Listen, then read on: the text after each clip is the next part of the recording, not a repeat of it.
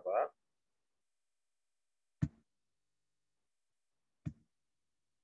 Deixa eu admitir todos que estão na sala de espera para a gente compartilhar a tela da apostila de vocês e para, respectivamente, para posteriormente, na verdade, nós começarmos o assunto, na verdade, continuar o assunto Grécia Antiga. Tá? Deixa eu admitir todos aqui.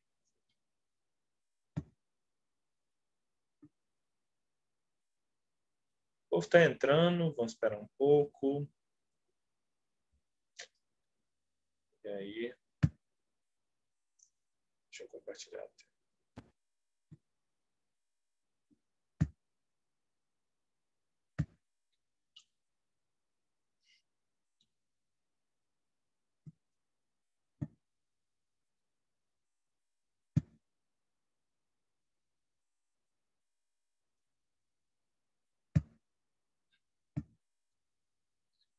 Gente, na aula de ontem, não, na aula de ontem não. Na aula de segunda-feira, nós trabalhamos aspectos ligados à formação da Grécia Antiga. Nós trabalhamos o chamado período homérico, ali com a Ilíada e com a Odisseia. Vimos o crescimento e o fortalecimento das primeiras cidades-estado e também questões relacionadas ao crescimento de Atenas. Como Atenas se tornou o berço da civilização. Como Atenas se tornou valiosa para a democracia, para valores políticos caros às sociedades até os dias de hoje. Na aula de hoje, veremos Esparta e as guerras que relacionaram esse mundo grego. Lembrando, gente, que nós estamos falando aqui de cidades-estado. Como assim, gente? Cidades que tinham as suas leis, o seu funcionamento de vida, independentes umas das outras. Então, boa noite àqueles que estão entrando aqui, né? Eu já expliquei que hoje eu estou substituindo a Patrícia em caráter emergencial e na segunda-feira, acho que provavelmente ela me substituirá. Até agora não tem isso certo, mas enfim, né? Ela teve alguns problemas e tudo mais, coisas de mais recente. Hoje sim, hoje nós vamos. Não, na verdade não das guerras púnicas, viu, Gustavo? Nós vamos falar das guerras médicas e da guerra do Peloponeso. As guerras púnicas envolvem os romanos versus os cartagineses. A guerra do Peloponeso envolve a Pérsia versus a Grécia, tá bom? Mas não fala nada a respeito da apostila. Não, hoje a gente vai falar das guerras médicas e não das púnicas. As púnicas é quando nós trabalhamos os romanos. Pessoal, vamos começar então, né? Quem quiser acompanhar na apostila, pode ficar à vontade. Quem quiser acompanhar aqui no meu compartilhamento, também pode ficar à vontade. Emerson, deixa eu pedir para você ler para nós aqui na página, se puder, logicamente, né? Deixa eu só ver arredando aqui. Lógico. Na página... Página 5, Esparta? Na página 5, Esparta, exatamente. Deixa eu só subir aqui rapidinho. Lê os 2 primeiros parágrafos para nós, fazendo favor. Sim. Vamos lá. Lançada pelos dórios no século IX a.C., Esparta se desenvolveu na península do Peloponeso, diferente, apresentava as terras férteis. Desse modo, sofreu menos com crise econômica do que as outras cidades-estado. A política espartana era controlada por uma oligarquia. Posso continuar? Professor, posso continuar? Pode sim. Então tá. Desculpa, pensei que você ia explicar. Não. Desculpa. A política espartana era controlada por uma oligarquia guerreira que dominava o Estado e a propriedade da terra.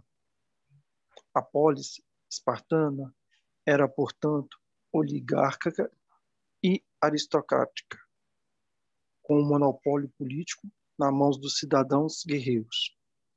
A política era debatida em uma assembleia conhecida como a Pela, em que eram eleitos a Gerúsia e o Efurato, órgãos com grande função legislativa e executiva, respectivamente. A religião e o exército ficaram a cargo de 2 reis na chamada diarquia. Bom, então até aqui. Obrigado, Emerson. De nada. Lembrando, a Grécia Antiga foi fundada por 4 povos principais: aqueus, eólios, jônios e dórios. E, de certo modo, esses povos trouxeram algumas características para as regiões que eles foram ocupando, para as regiões que eles foram povoando. Por exemplo, os jônios já tinham alguma arquitetura que foi muito utilizada nas regiões gregas. Os dórios eram povos guerreiros. Característica guerreira que os espartanos puxaram deles. Esparta ficou conhecido como a cidade militar, por conta de toda a sua preparação para a guerra. Dito isso, na política espartana, nós temos um quadro muito diferente de Atenas. Por quê? Em Atenas, no auge, no século de Péricles, né, no século de ouro, nós vamos ter a democracia. Os cidadãos gregos tomando as decisões por eles mesmos. Homens maiores de 21, filhos de pais atenienses. Na sociedade espartana, nós tivemos uma política, podemos dizer assim, oligárquica. O que isso quer dizer? Quer dizer que ela ficou no controle de um pequeno grupo. Não era todo cidadão espartano que tinha direito à participação política. E aí nós temos os órgãos com função executiva e legislativa. A diarquia, ou seja, os 2 reis que controlavam o exército e a religião, o que isso significa? Que eles tinham grandes poderes, pois Esparta era uma sociedade militarizada. E a religião ocupava um papel central na vida do mundo antigo, inclusive em Esparta. Já a Gerúsia, né, que era uma assembleia para elaborar as leis, era composta por homens de 28 anos, por 28 homens maiores do que 60 anos. E é na Gerúsia que eles debatiam as leis. Eles elaboravam e debatiam essas leis para levá-las ao eforato. O que era o eforato? Ocupava uma função parecida com a de presidente. Na Gerúsia se debatia a lei, no eforato se cumpria a lei. Se validava a medida que vinha da Gerúsia. E, por último aqui, temos também no esqueminha aqui da página 5, a Apela, que era um outro órgão, uma espécie de outra câmara, né, para eleger os gerontes e também para votar algumas leis. Era como se a Gerúsia fosse a Câmara Alta e a Apela a Câmara Baixa. Todos os 2 formulavam leis, mas a Gerúsia com mais poderes do que a Apela. E quem executava era o eforato.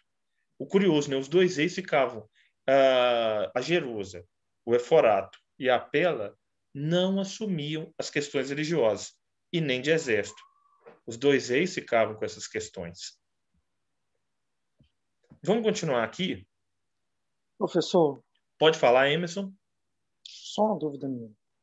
Você tinha os 2 reis. Eles eram responsáveis pela região do exército. Tá? Esses dois reis, eles ficavam submetidos ao a Jerusalém ou De, não? cer- de certo modo, as leis que a Jerusalém formulava, sim, Uhum. as leis que Sim, a Jerusalém não interferia, nem a Jerusalém, nem o Eufrato, nem a Pela, não interferiam na condução das guerras pelos reis. No caso, o rei podia pedir um auxílio para esses sim. órgãos se ele quisesse. Mas se esses órgãos falassem, você tem que fazer isso, você não pode fazer aquilo, eles viraram e falaram, não, não, aqui é comigo. Ok. Eles tinham Agora, autonomia. tinha autonomia, bem lembrado. Agora, no caso das leis, da vivência e de outras coisas mais, os dois reis deixaram, falaram, não, vocês formulam, vocês decidem. Ok. Bom, Emerson, pode ler esse restinho da parte para nós? A sociedade se dividia? Até artesanato? Ou, Sim, sim. pode ir? A sociedade se dividia entre espartanos, periecos e ilotas. Os espartanos constituíam a elite militar e a minoria dos habitantes da cidade. Detinham o poder político e o controle da maioria das terras férteis da região. Os homens dedicavam-se à guerra e aos assuntos públicos, enquanto as mulheres deviam criar dentro do espírito espartano os futuros guerreiros. Os periecos eram livres e não possuíam direitos políticos, dedicando-se ao comércio e ao artesanato. Falar da mulher na sociedade espartana é sempre destacar que ela teve um papel, podemos dizer assim, diferenciado em relação à mulher de outras cidades gregas. E por quê, pessoal? Aí a pergunta eu passo para vocês. Podem fazer no achismo mesmo, para a gente continuar aqui. Por que a mulher, justamente em Esparta, tinha um papel diferenciado, por exemplo, do que em Atenas, do que em outras cidades gregas? Porque para Esparta o mais importante seria a guerra e o exército, e de certa forma as mães eram responsáveis por ter esses futuros guerreiros. Então, elas eram um pouquinho melhor tratadas por isso. Muito bem, eles. Então, a estrutura guerreira de Esparta gerava um conjunto que precisava mais de um aporte familiar. Enquanto o homem estava na guerra, enquanto o filho estava em treinamento, a mulher estava ali tocando a vida do escravo, estava ali tocando uma propriedade agrícola, tocando o comércio.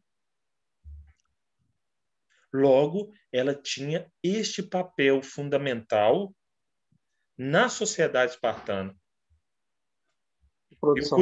E o curioso, aqui eu falo da mulher da do próprio espartano mesmo, do topo da elite, mas eu também falo da mulher do perieco.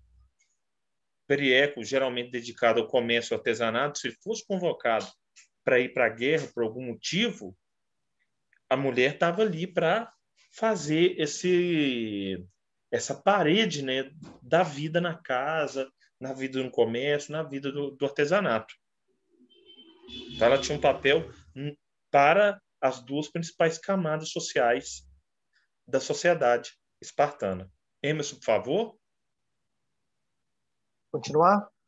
Ah, tá, não, não. Só um outro dado também. Coisa rápida antes de continuar. Então, a divisão social era essa. Os espartanos geralmente iam para as guerras, treinamento militar desde novo, desde os 7 anos, um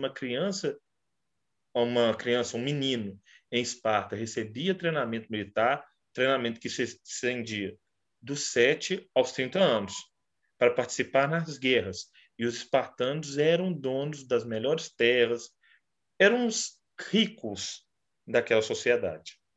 Os periecos, como se dizia, né, que viviam na periferia, não era periferia como a nossa, como a atual, que se encontra no Brasil.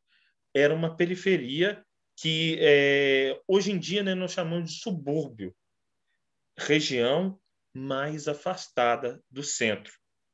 E o ilota era o escravo. Lembrando, gente, colocando aqui para vocês,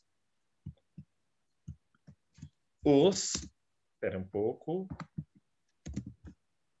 ilotas pertenciam ao Estado espartano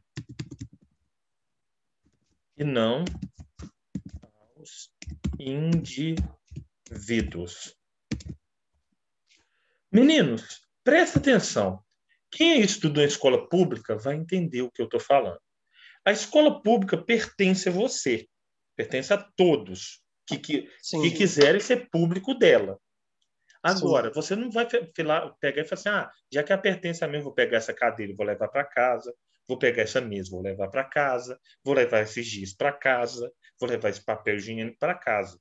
Ela pertence para uso seu, cedido pelo Estado no momento em que você precisa de usar aquele serviço. Vocês entenderam isso?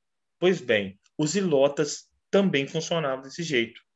Eram escravos do Estado espartano, e aí o governo dali de Esparta cedia esses escravos conforme as demandas de espartanos e periecos.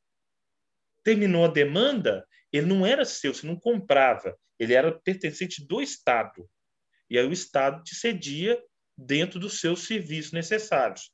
Aí a cedição, vamos dizer assim, né, poderia durar mais tempo ou menos tempo, de acordo com o seu poder financeiro, político, social e tudo mais. Mas ele não era seu, ele era do Estado espartano, que te cedia para uso. Podia ser por pouco ou muito tempo, mas ele sempre lembrando que pertencia ao Estado espartano. Vocês entenderam isso aqui? Pode falar, Emerson? Tem alguém que quer falar antes? Acho que alguém queria falar também, eu espero. Se for o caso.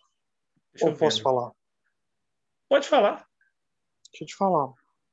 Então, você está falando comigo que, de modo geral, eu posso falar o seguinte, que apesar dos espartanos ser a minoria, posso entrar aqui, dos habitantes da cidade, os altos escalões, os cargos de altos escalões eram espartanos, certo? Sim, exatamente. Os reis, os 28 da Jerúsia, o Eufórato, como você disse, que era tipo um presidente, eram eles. Uhum. E a Apela? A Apela também, sempre formado pelos espartanos. Sim, porque são filhos de espartanos. Entendi. Uhum. Só isso que eu queria saber dessa classe. Exatamente. Ok. Emerson, pode continuar? Lê para nós até Guerras Médicas, fazendo um favor. Sim, senhor. O casamento entre os periecos e espartanos era proibido, e aos primeiros eram reservados cargos inferiores no exército e a obrigatoriedade do pagamento de tributos. Os ilotas eram servos do Estado e estavam presos à terra. Trabalhavam nas propriedades dos espartanos e deviam pagar tributos a eles. Não tinham direitos políticos e estavam submetidos a maus tratos sem que lhes coubesse proteção legal. A militarização foi a característica mais marcante de Esparta. Os homens, desde a infância, eram treinados na arte da guerra e a preocupação com a excelência física era fundamental. A educação militar das crianças ficava a cargo do Estado e as mais saudáveis eram instruídas até se tornarem óptras, soldados das forças espartanas. Pois bem, nós podemos falar que Esparta era quase que uma sociedade de castas. Lembrando, o que é uma sociedade de casta, né? Que as relações são fechadas nelas mesmas. O espartano se relacionava com o espartano. o perié com periéco e o ilota com ilota. O casamento legal nem entre, por exemplo, o espartano e o ilota, que era o escravo. Nem isso. O espartano e o periéco era proibido. Outro ponto também, militarização. Quando se fala em Esparta, se fala em militarização. No filme 300, aquele filme baseado nos quadrinhos do Frank Miller, filme de 2004, curioso, o filme 300 já está até um pouco velho já. Tem uma parte, né, que os soldados espartanos se encontram com os soldados atenienses. E aí, né, eles o Leônidas, comandante de Esparta, pergunta ali para os soldados atenienses: o que vocês são? Aí um responde: eu sou ferreiro, eu sou não sei o quê, eu sou professor, eu sou médico, eu sou filósofo, eu sou artesão. Aí, quando ele responde de volta, o líder dos guerreiros de Atenas responde: e você? Vocês o que são? Daí todos começam a gritar e bater: nós somos guerreiros, nós somos guerreiros. Essa era a formação militar da sociedade espartana. Tudo era voltado para a guerra. Todo o treinamento era voltado para a guerra. E aí, gente, outro motivo para cuidar bem da mulher. Acreditava-se que a mulher saudável geraria o guerreiro, o futuro guerreiro espartano saudável. O futuro guerreiro espartano saudável. E caso ela gerasse um bebê com algum defeito, aí eu coloquei entre aspas, o que nós chamamos hoje em dia de deficiência. O que acontecia? Esse bebê era jogado do alto de um penhasco. Acreditava-se, né, em Esparta que só os saudáveis é que poderiam viver. Qualquer deficiência apresentada, jogava-se a criança de um penhasco. Não existia esse cuidado, né? Pessoas com deficiência, vamos cuidar, não sei o quê, blá, blá, blá. Nada disso. Vamos lá. Pessoal, continuando aqui então, a gente tem, né? Vimos a formação da Grécia Antiga, vimos suas duas principais cidades, agora vamos ver os confrontos nas quais essas regiões se envolveram. E, gente, se eu falei com vocês que na história da Grécia ela é caracterizada por formar um conjunto de cidades-estado, durante as guerras médicas, ocorreu uma reunião entre essas cidades-estado. Então, elas se uniram para combater os persas. Vou colocar aqui, né?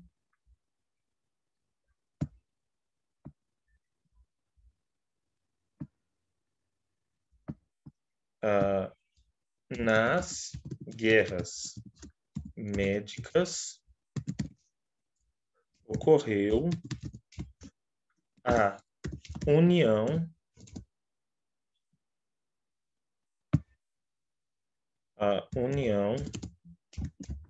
das cidades-estado para combater os persas. 2 casos existia essa união entre cidades-estado gregas: guerras e Jogos Olímpicos. As celebrações dos Jogos Olímpicos e tudo mais também previam ali a união, atletas mandados das mais diferentes regiões da Grécia Antiga participavam das provas, né, das Olimpíadas Antigas. Pois bem, vamos ver o primeiro grande choque de guerras enfrentados pelos gregos, né, na verdade, que foram aqui as guerras médicas. Agora eu vou pedir outra pessoa para ler para nós. Iris, você pode ler essa parte toda aí para nós? Guerras médicas? As guerras médicas ou persas foram uma série de batalhas durante o século 5 a.C. Naquele momento, as cidades gregas enfrentaram seguidas tentativas de invasão, quando Dário I e posteriormente Xerxes, rei persas, investiram contra o território grego. Para fazer resistência frente aos fortes exércitos persas, as cidades-estado abdicaram de seu relativo isolamento e de sua autonomia, e assim formaram a Liga de Delos, uma associação militar entre as cidades gregas que arrecadava impostos depositados na ilha de Delos, visando o fortalecimento do exército grego. Após a vitória dos gregos, possibilitada pela união da polis, Atenas insistiu na manutenção da Liga, dando início a um período de submissão das demais cidades ao seu poder. Essa fase recebeu o nome de imperialismo ateniense. Pois bem, os persas já vinham em um processo de expansão. Quando eu trabalhei Antiguidade Oriental, eu falei, né, do projeto do imperador persa Ciro I. Qual era o projeto dele? De unificar o mundo e trazer a paz mundial. Mas a paz mundial só seria possível com conquistas. E aí eles conquistaram, onde hoje pega parte da atual Índia, eles saíram do que é hoje o Irã, passaram pelo Egito, chegando até o Mar Egeu. E no Mar Egeu houve o choque com os gregos. Então, as guerras médicas, podemos dizer assim, né? Frente grega para combater o expansionismo persa. E aí, essa frente grega, naquele momento, levou a um sentimento de unidade. As cidades gregas, né, como a Iris deu para nós, abdicaram do seu isolacionismo e falaram, não, o nosso inimigo não é Atenas, não é Esparta, não é Colosso, não é Rhodes, não é Olímpia, não é Alicarnasso, não é Éfeso, não é nada disso. Muito pelo contrário. Vamos nos juntar para combater o inimigo persa. E, gente, quem coordenou? Apesar de Esparta ser a cidade militarizada, quem tinha o dinheiro, quem tinha o recurso, era Atenas. Então, ela comanda esse processo de resistência aos persas. E foi um projeto vitorioso. Depois de 6 batalhas, na qual os gregos perderam apenas uma, os persas são expulsos do território ateniense, é freado ali, né, o ímpeto de conquista dos persas, e principalmente Atenas vive o seu século de ouro. Agora, isso foi bom? Foi, porque gerou uma união momentânea. Mas isso foi ruim? Sim, porque Atenas viu o gosto de submeter as outras cidades, até então muito isoladas umas às outras, ao seu poderio. E ela gostou, falou assim, opa, tá vindo dinheiro, tá vindo imposto de não sei onde, imposto de não sei onde, imposto de não sei onde. Eu vou falar aqui, a gente tem que continuar unido para outras guerras e a gente está preparado para elas. Mas foi nisso aí, nessa ideia de união, é que houve uma guerra entre as cidades gregas, que foi a Guerra do Peloponeso.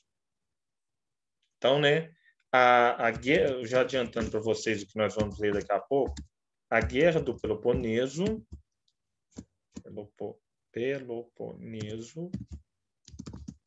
confronto entre Atenas e Esparta pelo controle do mundo grego. De certo modo, gente, não apenas Atenas e Esparta, Atenas e suas aliadas e Esparta e suas aliadas. Então, houve ali, como se lerá daqui a pouco, né, a formação da Liga do Peloponeso contra a formação da Confederação de Delos. A Liga do Peloponeso, liderada por Esparta, e a Confederação de Delos, liderada por Atenas. Quem venceu? Esparta. Já adiantando, né? Iris, pode ler o restante da página 5, fazendo favor?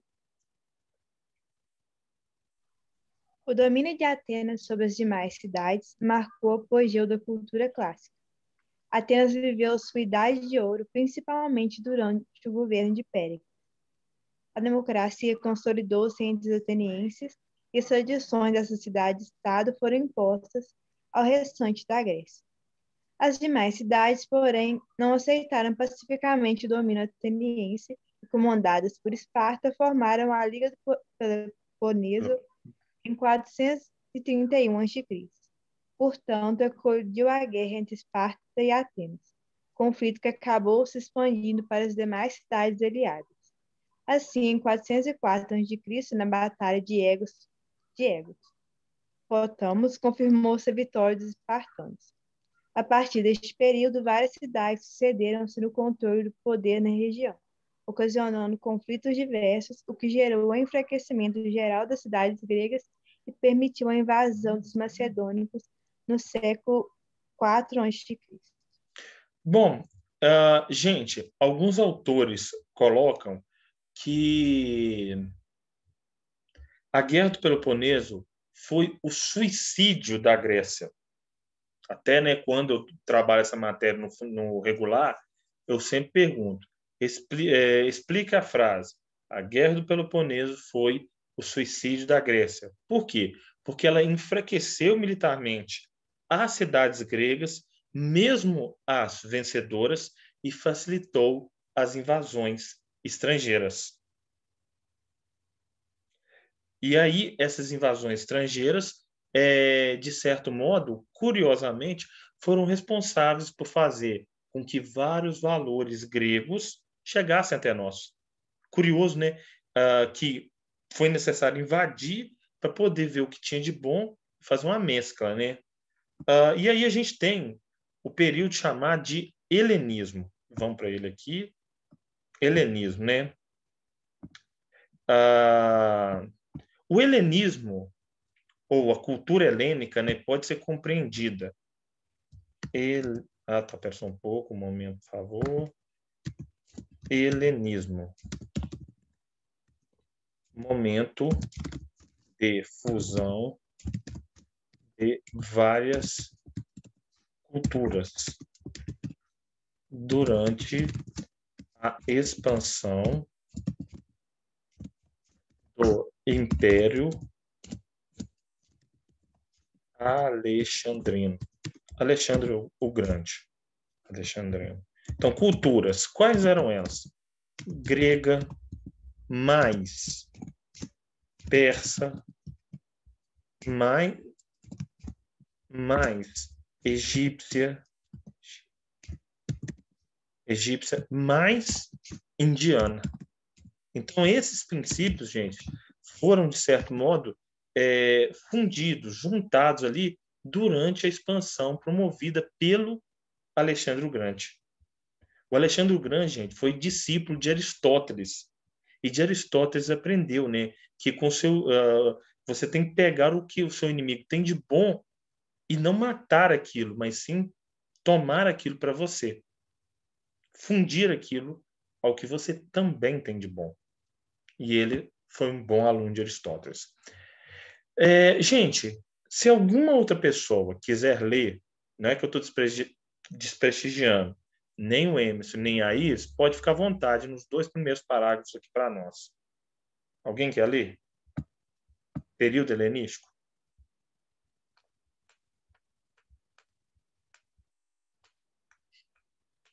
Por isso que eu gosto sempre de quase sempre pedir às pessoas que eu já conheço, né? Que eu já leio e tudo mais, os outros podem ficar um pouco mais sem graça e tudo mais. Alguém, gente?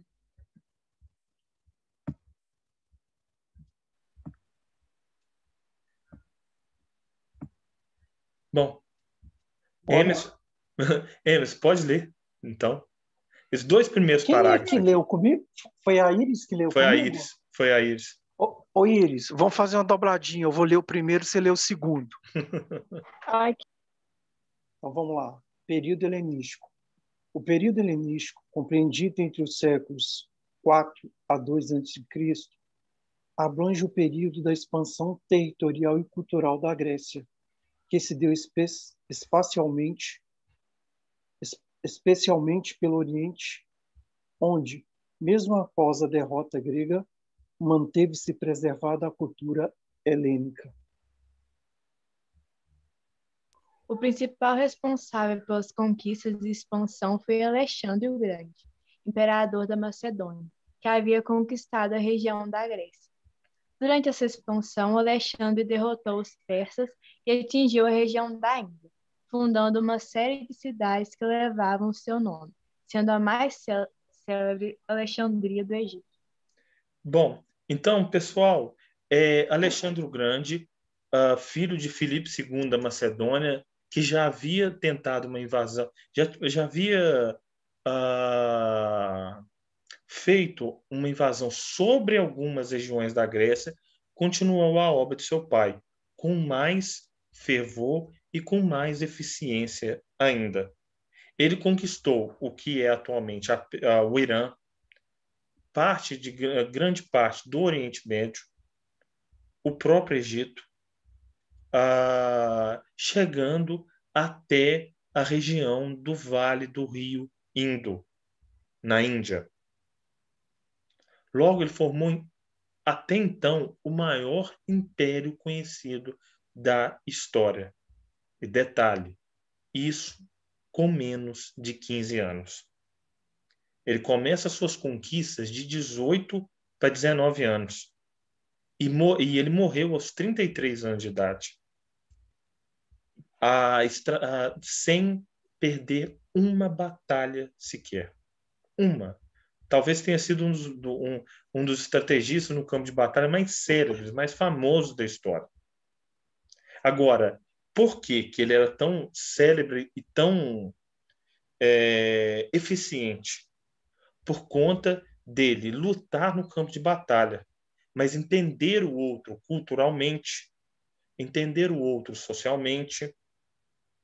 Então, ele organizava muito bem, conhecia muito bem o território de luta, junto com as expedições que, depois das guerras, ele sempre ia com geógrafos, com cartógrafos, com filósofos, com pessoas conhecedoras de várias áreas do conhecimento, para que, no campo militar, ele dominasse. Para terminar aqui, gente, no campo militar ele dominasse, mas no campo cultural, no campo filosófico, no campo governamental, ele aprendesse com esses povos.